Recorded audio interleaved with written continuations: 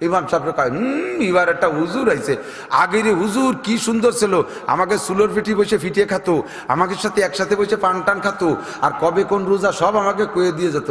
আর হুজুর একটা হয়েছে মসজিদই থাকে, টিফিন কারি পাঠায় দেয়, চারতলা বইয়ে দিয়েই জায়গায় বসে খাইয়ে দিয়ে পেট ডলি বেড়ায়। আমাকে সে সবে বরাত, সবে মিরাজ, IMBজের রোজা কবে তা কোনো সময় কয় না। এ হুজুর আর মুষ্টি চাল দেবো না, ফিরে মুষ্টি চাল উঠাতে গেছে, অর্ধেক খুদ দিয়ে মিশিয়ে দিয়েছে, খুদ মিশিয়ে দিয়েছে, হুজুর মারিয়ে সাফ করি হয়েছে। রমজান মাসে আইছে, রমজান মাস রোজা তাই না, কয় পেট ব্যথা, শরীর খারাপ, সাবান নাই, ছুটানি নেই। 3 দিন 4 দিন নাফাক হয়েছে, এরপরে সাবান ছুটা নাই বলে রোজা থায় না। সাবান দিয়ে সেহরি খাবে, রোজা দিয়ে ইফতার করবে, তার নাই বলে রোজা থায় না। এই শয়তানি করে মহিলারা। এই জন্য নবী কয়, এই বেটি সারা বছরের নফল রোজা একটা রাতের দরকার নেই, রমজানের কটা ঠিক মতো রাখবি। 3 নম্বর আহসানাত ফারজাহা, নিজের সতীত্ব রক্ষা করবি, নিজের সতীত্ব রক্ষা করবি। যে দেশের মানুষ বিদেশে থাকে বেশি, ওই দেশের যে এলাকার মানুষ বিদেশে থাকে বেশি, বিদেশে প্রবাসী, সেই এলাকার বউরা একটু নষ্ট হয় বেশি। ওই এলাকায় বাড়ি ঝামেলা, আপনাদের এদিক মনে ঝামেলা নাই, আল্লাহ জানে, আল্লাহ হেফাজত করুক। বাকি এদিক বাড়ি যারা গার্জিয়ান থাকেন খুব গার্ড দেবেন। এক শ্রেণীর যুবকরা ওই বাড়ির মেয়ে ছেলেদের যে কিভাবে পাহারাদারি করে, তুইও বাড়ি যাস, ভাই 4 বছর বাড়ি নাই, ওনার সাবান সুটা সব আমার কিনে দেওয়া লাগে। উনি ওই বাড়ির সাহ রয়েছে, গোলাম শাহ, তোর অত বড় খাদে মতি জাতি কই নিয়ে বাড়ি ভাই কথা বল না কেন? আন্তর্জাতিক খ্যাতি সম্পন্ন নিঃস্ব, তুমি ওই বাড়ি খেদমতে খল ক্ষতি গেছো, জাতির সেবক ক্ষতি গেছো, মুরব্বীরা এগুলো পাহারা দেবেন, ঠিক আছে তো? ওয়াহসানাত ফারজাহা 3 নম্বরে। 4 নম্বরে ওয়াতাত বালাহা, মহিলা তোমার স্বামীকে খুশি রাখবা বৈধ পদ্ধতিতে। স্বামীর যত বৈধ হুকুম আছে এগুলো বিদ্যুৎ গতিতে পালন করবা, সে জায়গা মোড়ামুড়ি করবা না। ছোট্ট ছোট্ট খেদমত করলে বস্তা ভরে নাকি পাবা, স্বামীর বৈধ খেদমত। স্বামী যদি কয় চলো আমার সাথে কক্সবাজার কুয়াকাটা, বোরকা ভর্তি পারবা না, এ কথা মানা যাবে না। স্বামী যদি কয় যে যাও বেড়াকে সারের ফিটিয়ে পিছনে দাঁড়ায় দাঁড়ায় একটু বাতাস দাও, এ কথা মানা যাবে না। স্বামী যদি কয় আমার 10 জন বন্ধু হয়েছে টেবিলে, তুমি গায়ে মাথার কাপড় ফেলাই দিয়ে খানা পরিবেশন করো, এ কথা মানা যাবে না। স্বামী যদি বলে কাপড় গায়ে বোরকা না দিয়ে আমার সাথে মোটর সাইকেলে ফিল্ডিং মারো, এ কথা মানা যাবে না। স্বামী যদি বলে আমার ছোট ভাইয়ের বয়স মাত্র 22 বছর, ওর সাথে বাপের বাড়ি যাও, এ কথা মানা যাবে না। যে সমস্ত অবৈধ কথা এ মানা যাবে না। স্বামীর সমস্ত বৈধ হুকুমগুলো বিদ্যুৎ গতিতে পালন করে। নবী পাক বলেন তার জন্য জান্নাতের 8টা দরজা খোলা। হ্যাঁ 11টা বাজে নাই না, বাঁচতে হবে। অস্ত রয়েছে, তা আগে কি যেন এসে গেলে তাইখানি করছি, অস্ত করবো পরে, ঠিক আছে না? আপনারা কি ওয়াজের জন্য বসে রয়েছেন না মেহমানদারির জন্য? তবে মেহমানদারি নিয়ে যাবেন সুন্নাত, মেহমানদারি গ্রহণ করা কি সুন্নাত। আল্লাহ এই দাওয়াত দিচ্ছে, আমি কর্তৃপক্ষের পক্ষ থেকে দাওয়াত দিচ্ছি। আমার দাওয়াতে আল্লাহর রহমতে বেকায়দায় পড়বো না, বহুত রান্না করছে, না খেয়ে গেলে নষ্ট হয়ে যাবে। হুসাইন আহমদ মাদানী রহমতুল্লাহ ওয়াজ করতে, উনি যে জায়গায় যাইতেন ওনার সাথে যদি ওনারা যদি কোনো খাওয়ার দাওয়াত দিতে, একা একা হুজুর আপনার আমাকে বাড়ি একটু, বাংলাদেশে কয়েছে একটু ডাইল ভাতের দাওয়াত, আর ও দেশে ভারতে একটু শাক রুটির দাওয়াত, থোড়া সা শাক রুটি কি দাওয়াত হয় হজরত, আমার বাড়ি একটু শাক রুটির দাওয়াত। তো হুজুর একা দাওয়াত দিচ্ছে, সাথে যদি 2-1 যাইতো, হুজুর জীবনেও তাদেরকে ঘরে ঢুকতে দিতেন না, বাইরে গাছতলা থাকো আমি খাইয়েছি। গাইরিস্ট যদি বলতেন যে হুজুর সাথে আসছে নিয়ে আসেন, না না, 2 সমস্যা, এক আলো ওকে অভ্যাস হয়ে যাবে, ফাঁসে ফাঁসে ঘুরে বেড়াবে খাওয়ার জন্যে, বদ অভ্যাস। 2 নম্বরে বাড়ি যা রান্না করছে আমি সহ তোমার ফ্যামিলির সদস্যরা সব সচরাচর এরকম খানা হয় না, আমাকে বলো একটু ভালো রান্না করছে। তা আমার সাথে যে কয়জন আছে 4-5 জন, ওকে যদি বসায় দেয় তো আড়ি ধরিয়ে টান দেবে, বাড়ি মহিলাকে কপালে কিছু হবে না। এই জন্য কয়জন বাইরে থাক, আমার একারে দাও খাইয়েছি। এইটা পুরো ভারতবর্ষে প্রসিদ্ধ ছিল মাদানী রহমাতুল্লাহ। আর আমাদের দেশে পীর সাহেবের দাওয়াত দেশে 2 হাইয়েস্ট বইয়ে দূর দূর করে সিট সব দখল করছে, লাস্ট শেষে পীর সাহেব সিট পাই না। এই গজব আছে না নাই? আছে না নাই? আমি বিলকুল সিঙ্গেল করি, কখনো খুব রিয়ার যদি সাথে যায়, একটা ছেলে আমার সাথে যায়,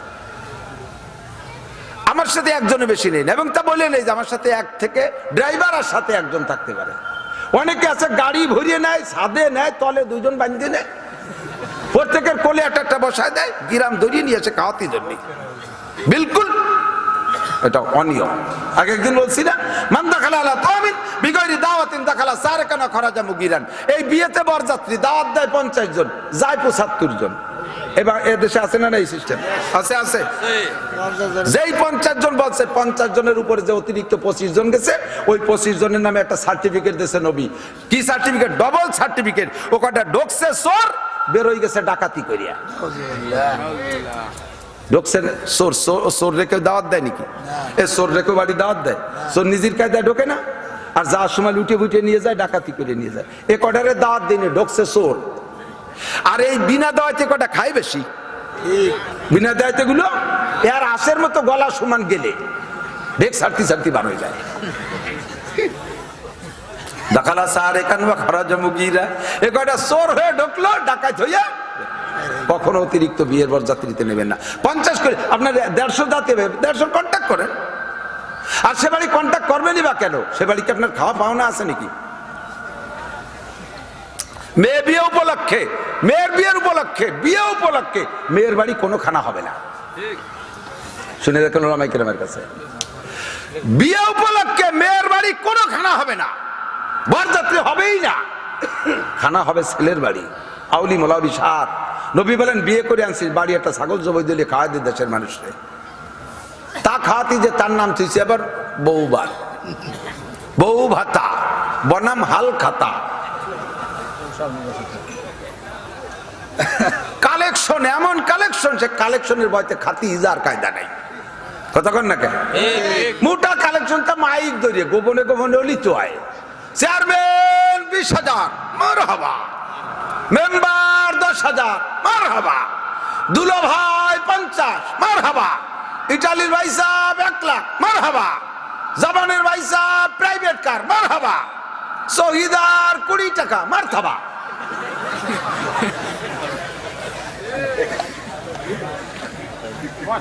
শহীদার কয় কি তোর বাড়ির দ্বারা জীবনও আসবো না চারটে খাওয়াই এই অপমান করলি এ 20 টাকা না করলি কি ছিল কতক্ষণ বস্তা বস্তা কালেকশন হাদিসে আসছে পরিষ্কার দুইটা দাওয়াত আকিকা আর অলিমা বউ ভাত দুই দাওয়াতে কালেকশন করা সিস্টেম করে কালেকশন করার টাকা শুয়োরের পায়খানা খাওয়ার চাইতে হারাম শুকরের পায়খানা খাওয়ার চাইতে হারাম খয়রাত করবা জায়গা পাও না যাও টেকেরাট বাজারের মধ্যে থাল পাইতে বসে দাও চারটে খাওয়াইয়ে মানুষে গেটে মোহরি একটা দিয়ে বসাই দেয় কালেকশন করো কালেকশন করো মুসলমানি দিয়ে সে জায়গা কালেকশন হারাম বিলকুল হারাম ব্যবসার জায়গা পাই নেই ছেলে একটা মুসলমানি দিয়ে 1 লাখ টাকা ব্যারাকের থেকে লোন উঠে গিয়ে খাওয়াইছে 3 লাখ টাকা কালেকশন হয়েছে খুশিতি উষ্ণা আল্লাহ কি এরবো ছেলে মোটে একটা কি এরবো নিজে আর একবার নেবো নি মুসলমানি ভালোই তো ব্যবসা না এবার বুড়া বাজে কেটে গেল শয়তানি যত এগুলো হারাম এই কুপ্রথা বাদ দিতে হবে খাওয়াবেন ফিসাবিলিল্লাহ বিয়েতে বরযাত্রী যাবে বরযাত্রী জায়েজ নাই হ্যাঁ মেয়ের বাপ যদি স্বেচ্ছায় বলে বিয়েই মৌলানা নাসির সাহেব বলছে কোরআন হাদিসে যা আছে তার খেলাপ করব না তবে আমার মেয়েটা একেবারে এভাবে একা একা এসে নিয়ে গেলে আমার মন ছাড়বে না আপনি দেখে গণ্যমান্য 20-50 জন লোক নিয়ে এসেন 50 জন নিয়ে আসেন 20 জন নিয়ে আসেন সে যে কয়জন বলবে সেই কয়জন আমি ছেলে বিয়ে দিছি এই গত মার্চের আগের মার্চে ঢাকায় আমার বিয়েই বলছে বিয়ে কতজন আসবেন আমি বললাম কতজন মানে বিয়েতে বরযাত্রী আসবেন না বলে যে হ্যাঁ আমার যাইতে হবে কিছু বউটা নিয়ে আসতে আমার একটা সামাজিকতা আছে তবে বরযাত্রী না এর 1 টাকাও আপনি খরচ করতে পারবেন না মেহমানদারি একটা আপনার অধীনেই করতে হবে তবে কোন জায়গা করবেন কমিউনিটি সেন্টারে সম্পূর্ণ খরচের টাকা আমি দেব আপ্যায়ন ব্যবস্থার আপনি করবেন একটু আমি এখান থেকে নিয়ে যাব নেওয়ার সময় বাড়ি বসে আবার বাড়ি সাইডে ডাল ভাত খাওয়াইয়া বাড়ি একটা কালেকশন দেয় এখান থেকে ফিরে আবার খাওয়াই এনে বাড়ি আর একটা যদি খাওয়া দেয় অলিমা সে জায়গায় আর একটা কালেকশন কোনো কালেকশন হবে না আমি 80 জন লোক পেয়েছি 80 জনের খরচের কথা আমার বিয়ে বলছি আর এই 80 জনের ভাড়া ভিতরে সব দিয়ে নিয়েছি চাইরে না পয়সা আমি ক্ষেত্রে কিনে কোনো আত্মীয় স্বজনের নিনি প্রত্যেক জায়গায় সুন্নতের পাবন্দি করেন ইনশাল্লাহ বরকত হবে আমার নাতি হয়েছে নাতি হওয়ার সাথে সাথে আমি ছিলাম হাসপাতালে আজান দিছি আমি নিজি মুখে একামত দিছি আমি খেজুর আজোয়া খেজুর সংগ্রহ করে রাখছি। আমার নাতিকে আমি সর্বপ্রথম আমার মুখ থেকে খেজুর খাওয়াইছি। বাড়ি আনার পরে কারি সাইদুল ইসলাম আসাদ সাহেব আমার মাহফিলে গেছে, তারে দিয়ে খেজুর খাওয়াইছি। একেবারে সপ্তম দিন রবিবারে জন্ম নিয়েছে, সোমবারে জন্ম নিয়েছে, পরে রবিবারে আমি 2টা ছাগল কিনে আকিকা মাদ্রাসায় দিয়ে দিছি। কেন কালেকশন? কেন কিসের কালেকশন? এই জাতীয় খানা খাওয়াইয়া কালেকশন করা হারাম। একটু প্রতিজ্ঞা করেন। আপনাদের এলাকায় প্রথা খুব বেশি আছে, আমি জানি খুব আছে। এ নিয়ে বিশাল একটা ধুম ধারাক্কা চলে, আর একটা আকাম চলে বিয়ের ভিতরে। এই ঢাকার ওদিক বেশি আছে, আপনাদের এদিক আছে কিনা জানি না। উকিল বাপ সাজায়, উকিল বাপ একজনের সাজাইয়া সেই উকিল বাপের সাথে হুবহু বাপের মতো দেখা সাক্ষাৎ, তার সাথে দেখাও দিয়েছিল না শরীয়তে জায়েজ। প্রতিবেশী চাচা, প্রতিবেশী আর একজন, তারা উকিল বাপ বানাইয়া সেই বাড়ির জামাই মেয়ে বানাই দিছে, তার সাথে পর্দা পশিদার করে বালাই নাই। ওই উকিল বাপের সাথে এই মাইয়ের বিয়েও জায়েজ।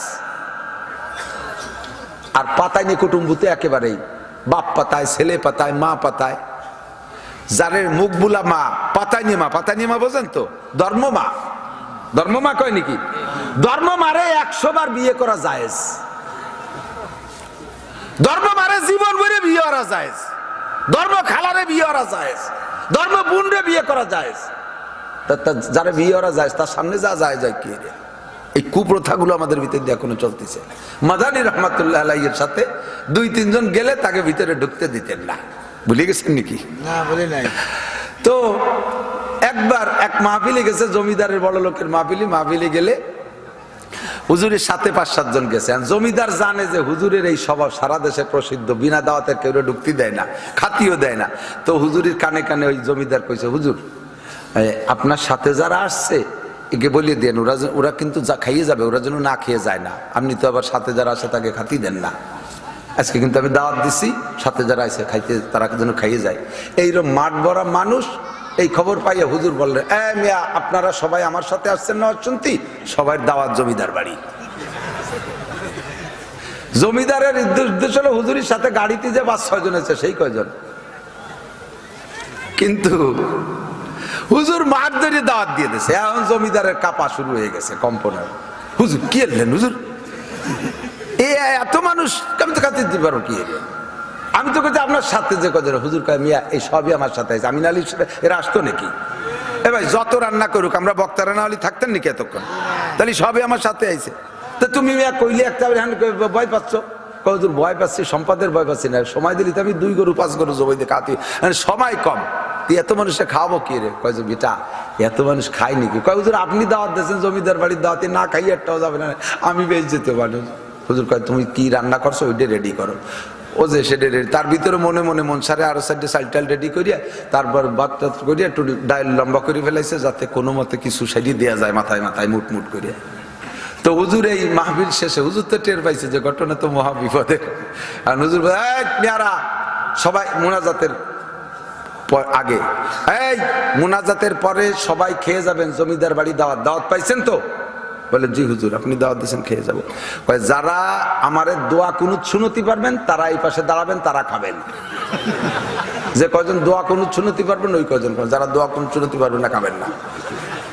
এই কইলি উঠে দলে দলে এটি চলে যাস কাকা, হুজুর দোয়া কুনুত পারি না। মাঠ খালি,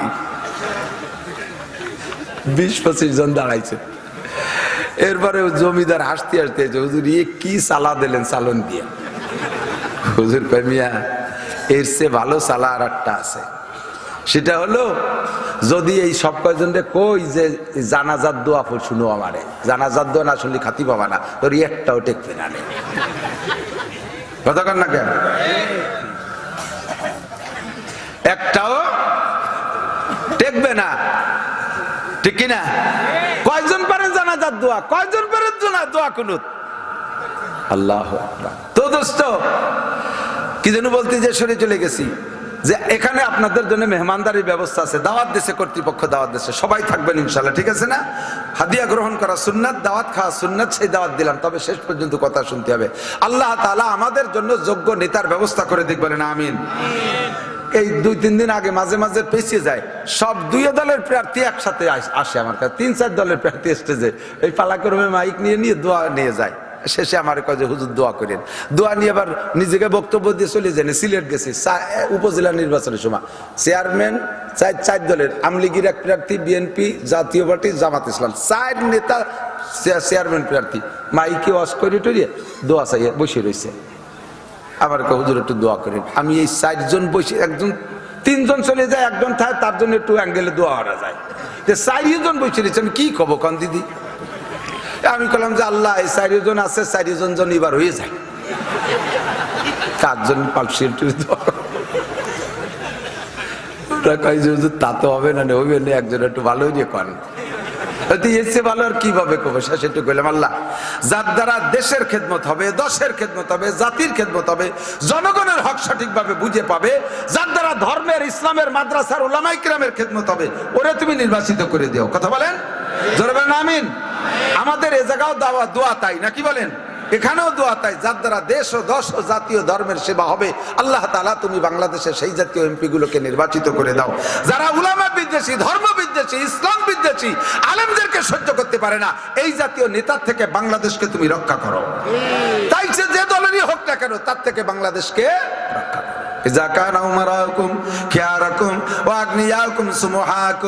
যখন তোমাদের নেতারা হবে ভালো মানুষ, 3-4 নেতার নাম কইছি, রাতভর কইতে পারবো, হাজার হাজার গল্প জানা আছে এইরকম বাগা বাগা নেতা। যখন নেতারা হবে এরকম ভালো মানুষ, সুলতান শামসুদ্দিন আলতামাশ রহমাতুল্লাহ আলাইহি চিন্তা করতে পারেন, এত বড় দেশের রাজা হইয়া তার এক ওয়াক্ত নামাজ কাজা হয় না। আমাদের দেশের মেম্বারে যদি আল্লাহ ডাকে, এ মেম্বার নান্টু মেম্বার আছে নাকি তাহলে জানি রে, তুও করলাম তো হাই বসতে পারে আর এক বেকায়দা, নান্টু মেম্বারের দিকে আসো, কি ব্যাপার তুমি নামাজ পড়ো নাই কে? আল্লাহ এই বিজিএফ কার্ডের মাল দিতি কর্নে যে কোন তো চলে গেছে আমি টেরই পাইনি। আল্লাহ কয় তোমার রাষ্ট্র কত বড় ছিল? 300 ভোটার রাষ্ট্রে 300 ভোট নিয়ে উনি মেম্বার হয়েছে, তাকে বিজিএফ কার্ড দিতি নামাজ রক্ত কর্নে চলে গেছে টের পাইনি। সাথে সাথে সুলতান শামসুদ্দিন আলতামাশকে হাজির করা হবে। এত বড় দেশের রাজা হইয়া তার নামাজ ছোটে না, তুই মাত্র একটু মেম্বার হয়ে নামাজ ছুটলো কেন?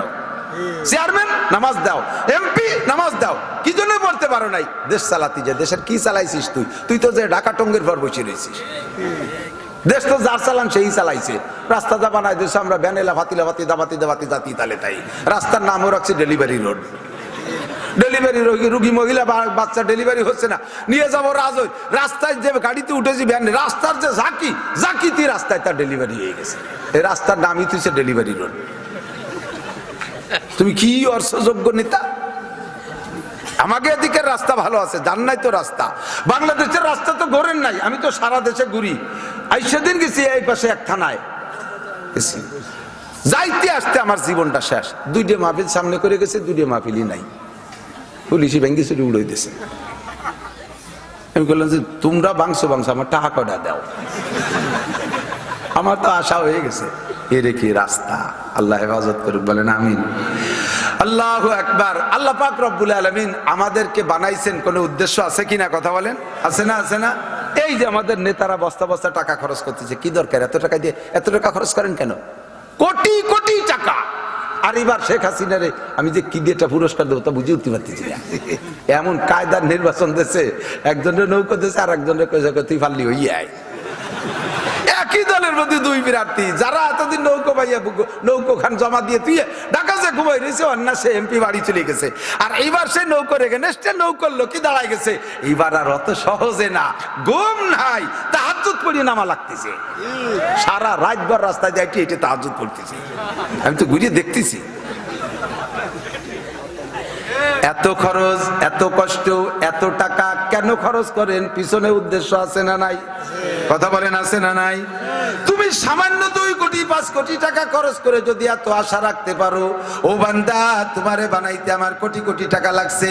তোমার 2টে চোখের দাম 20 লক্ষ টাকা, তোমার 2টে কিডনির দাম 24 লক্ষ টাকা, তোমার 2টে বাল্বের দাম 18 লক্ষ টাকা, তোমার ফুসফুস লাঞ্চ, তোমার হার্ট বাল্ব, তোমার পাকস্থলী, তোমার অঙ্গ প্রত্যঙ্গ কত টাকা দামের, এর দাম তুমি দিয়ে সারতে পারবা না। একজন মানুষের মাথার ভিতরে যে ঘিলু আছে, মগজ, এইটার দাম আরো 20 বছর আগে মেডিকেল সায়েন্সরা ধার্য করেছে। একজন মানুষের আজ থেকে 20 বছর আগের দাম বলছি, এখন তার সে কত দাম হতে পারে জানি না।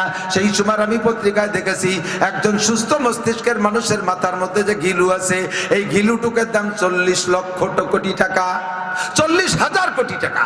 40,000 কোটি টাকা একজন মানুষের মাথার ঘিলুর দাম, মগজের দাম। কত টাকা দিয়ে আল্লাহ আমারে বানাইছে, আমারে লালন পালন করতে কত দামি একটা সূর্য বানাইলো, চন্দ্র বানাইলো, গ্রহ বানাইলো, নক্ষত্র বানাইলো। আমার জন্য ধান, আমার জন্য পান, আমার জন্য আম, আমার জন্য কাঁঠাল, আমার জন্য মাছ, আমার জন্য গোশ, আমার জন্য মাটি, আমার জন্য পানি, আমার জন্য অক্সিজেন, আমার জন্য লাইট, আমার জন্য ঘর বাড়ি। অসংখ্য নিয়ামত আমার আল্লাহ পাক আমাকে পালে। আমার পিছনে এত বিনিয়োগ করে আল্লাহ পাকের উদ্দেশ্য আছে না নাই? জানতে চাইলাম, আল্লাহ বলো তোমার উদ্দেশ্য কি? আল্লাহ কয় তুই রাজা হবি, বাদশা হবি, চেয়ারম্যান হবি, মেম্বার হবি, শিল্পপতি হবি, কোটিপতি হবি, রাষ্ট্রপতি হবি, ভগ্নিপতি হবি, দুলোভাই হবি। এগুলো আমার কোনো আশা না। আমার আশা তোর পিছনে একমাত্র মা খলাকতুল জিন্না ওয়াল ইনসা ইল্লা লিয়াবুদুন, একমাত্র আমার ইবাদতের জন্য তোরে বানাইছি। ইবাদত ছাড়া কিছু করতে পারবি না, ইবাদত ছাড়া কিছু করতে পারবি না। তোর আর কিছু আমি দেখতে চাই না। 24 ঘন্টা ইবাদত চাই, 24 ঘন্টা ইবাদত চাই। আল্লাহ ইবাদত করব কতদিন? আল্লাহ কয় আমা উমিরু ইল্লা লিয়াবুদুল্লাহ। আল্লাহ পাক বলেন ওয়াবুদ রাব্বাকা হাত্তা ইয়াতিয়াকাল ইয়াকিন, তোমার এই ইবাদত হবে মরণ পর্যন্ত। জোরে বলেন নামাজ কতদিন? বলি কথা কয় না, নামাজ কতদিন, রোজা কতদিন? মৃত্যু পর্যন্ত, মরণ পর্যন্ত। বাংলায় কর, অত টেডি বাংলায় করার দরকার নাই। ঘরে আগুন লেগে গেছে, সে জায়গা যদি অত টেডি ওই জনগণ, ঘরে আগুন লেগে গেছে, তোমরা দাঁড়াও, আমি গোপালগঞ্জ থেকে মাইক কিনে নিয়ে আসি, এরপরে ঘোষণা হবে, এরপরে মাইক কিনে নিয়ে ও হ্যাঁ জনগণ, আমাদের বাড়ি অগ্নি সংযুক্ত হয়েছে রান্নাঘর থেকে। এ কতি কতি ঘর কয়বার পুড়া হয়ে যায়? আগুন লেগে গেছে, আরে আগুন, কথা বলেন না কে? ওরে আগুন, এই করে চিল্লাই পড়তে দেশ।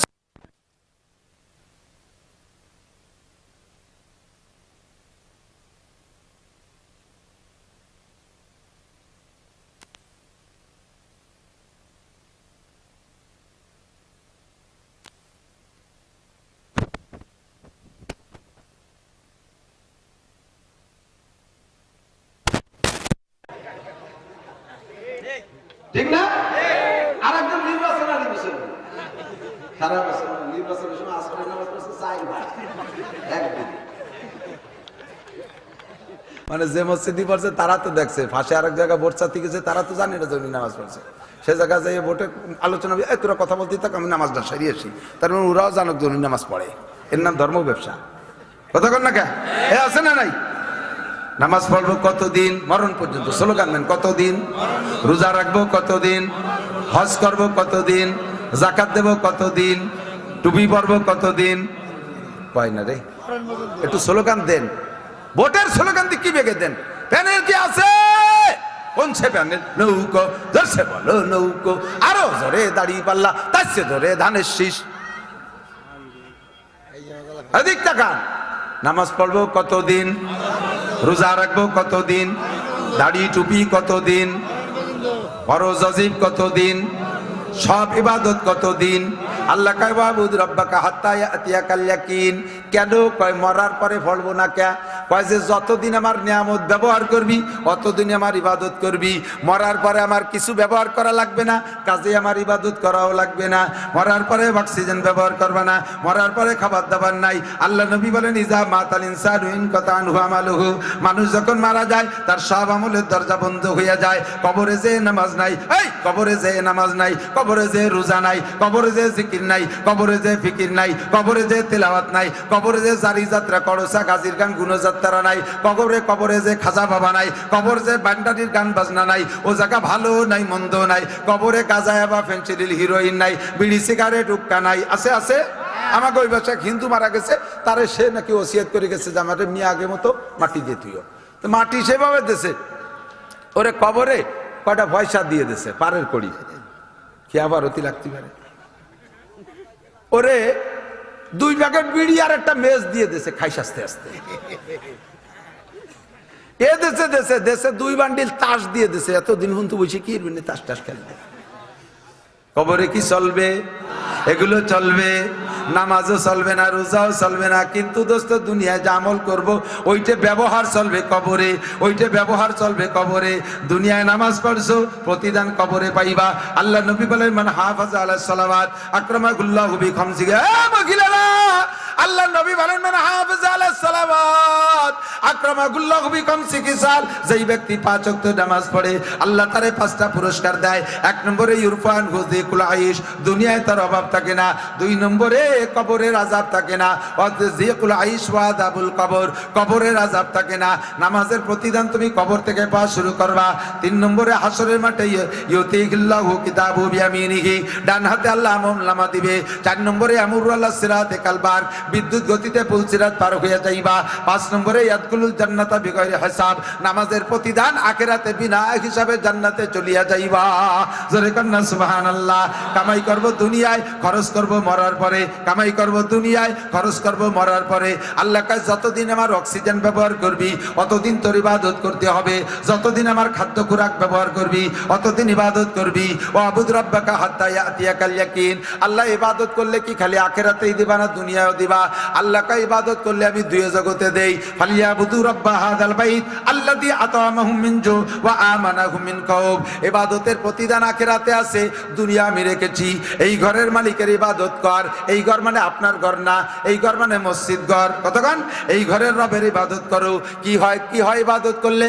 আল্লাহকে আল্লাযী আতামাহুম মিন জু ওয়া আমানাহুম মিন খাউফ, এই ঘরের মালিকের ইবাদত করলে তিনি সকল রুজির ব্যবস্থা করে দেয়, সব অভাব দূর, সব অভাব দূর। ওয়া আমানাহুম মিন খাউফ, এবং নিরাপদ বসবাসের ব্যবস্থা করে দেয়, নিরাপত্তার সাথে। ভাই খেয়াল করেন আল্লাহ, এখন মনে কি ওই খাবার দিক নজর গেছে নাকি?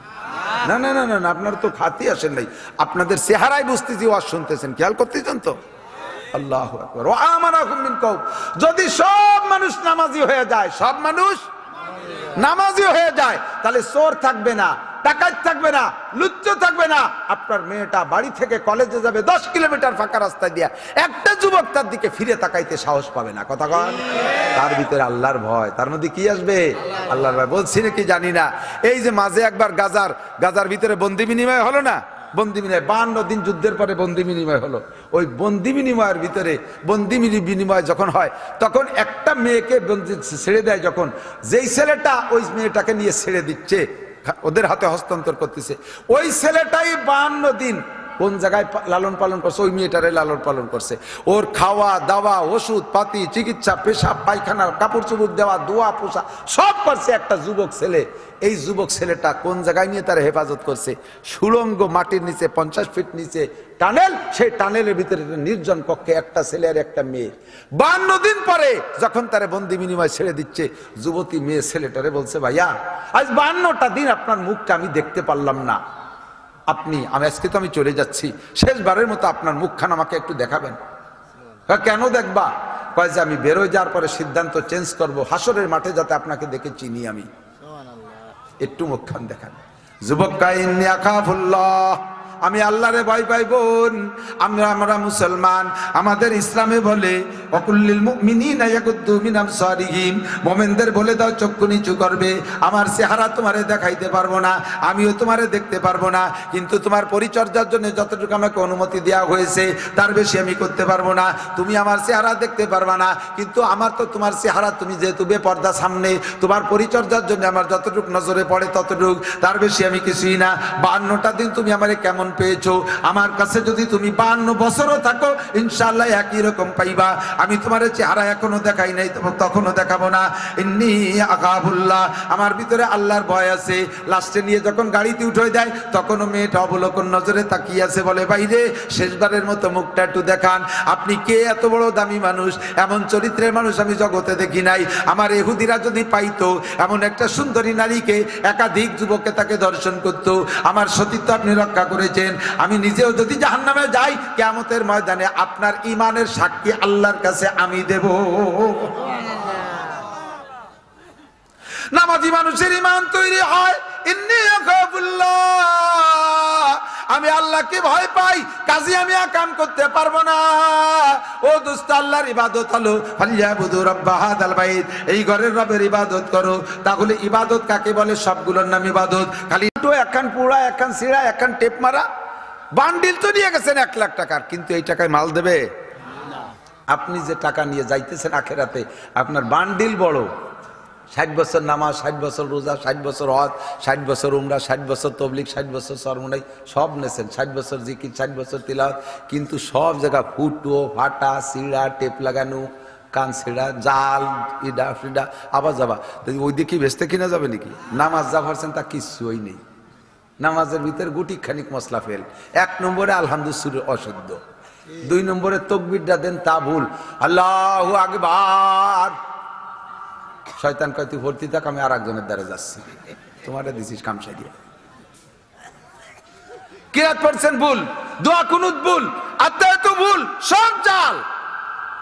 বাপের নামে দোয়ার অনুষ্ঠান করছেন, তার ভিতরে জাল জালিয়াত।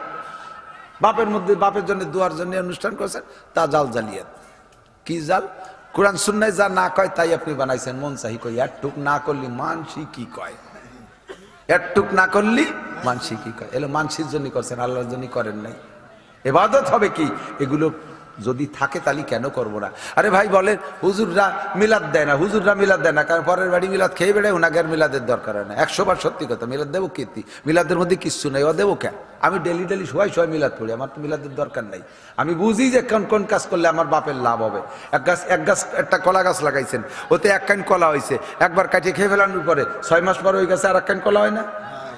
1 বছর পর তো হয়ই, 1 বছর পর গাছেরও গুঁড়া থাকে না, ঠিক না? আম গাছ এবার লাগালি এবারও আম ধরে, অনেক সময় ইদানিং তো যে কলবে সারা এবারই ধরে, আরো 50 বছর ধরে কি ধরে না? আমি বুঝি যে কোনটা কলা গাছ আর কোনটা আম গাছ। আমি অত কলা গাছ লাগাতে যাব না, বাপের জন্য আম গাছ লাগাবো, বাপের জন্য কাঁঠাল গাছ লাগাবো, বাপের জন্য নারকেল গাছ লাগাবো, স্থায়ী গাছ লাগাবো। 50 বছর ফল ধরবে, 50 বছর ফল ধরবে। মাদ্রাসা করে দেবো, মসজিদ করে দেবো, মাদ্রাসার কাজ করে দেবো, কিতাব কিনে দেবো, ভালো ভালো মাদ্রাসার ছাত্ররা পড়তেছে তাদেরকে টাকা দিয়ে আলেম বানাই দেবো, আম গাছ লাগাই দেবো, ওই থেকে খালি ফল ধরতে থাকবে, ফল ধরতে থাকবে।